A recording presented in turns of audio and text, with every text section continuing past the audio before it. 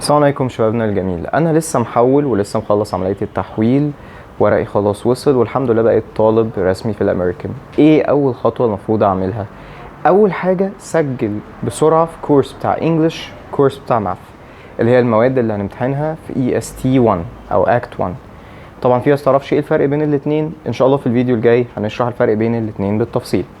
لكن دلوقتي اللي انت محتاج تعرفه، سجل في كورس الانجليش وكورس الماث.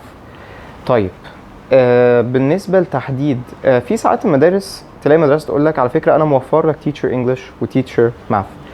قبل ما تاخد معاهم كورس تيتشر ماث والانجليش دول، اسال كويس عنهم، اسال اسمهم ايه وكده. لو في طلبه مثلا اتخرجوا من المدرسه وعايز تسال على السكورز بتاعتهم، اسال عادي خالص. لو في مثلا فيديو سامبلز للتيتشرز دي وهي بتشرح، شوفهم. المهم يعني ان انا عايزك تتاكد من الكواليتي بتاعت الانجليش والماث تيتشر دول، وان الناس بتشكر فيهم او الناس عارفه ان هم اسماء كواليتي الحمد لله. دي اول خطوه انت لازم تعملها خالص. تمام. طيب لقيت ان هم كويسين الحمد لله، لقيت انك انت مش عاجبينك او حابب تاخد مع حد تاني، خد مع اللي هتاخد معاه. المهم انك انت تبدا as much as soon as possible يعني. فدي اول خطوه تعملها خالص.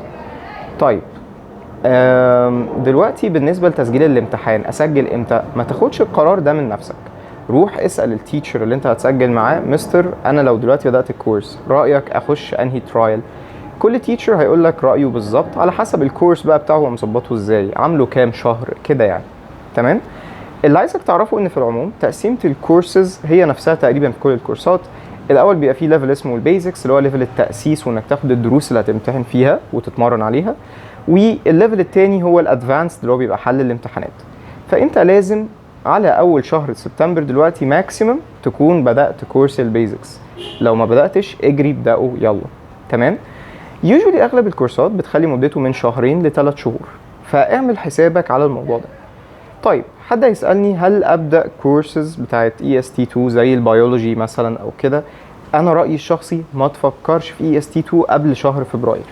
يعني خليك لحد فبراير كل كلامك في الانجليش والماث وممكن الGPA بس.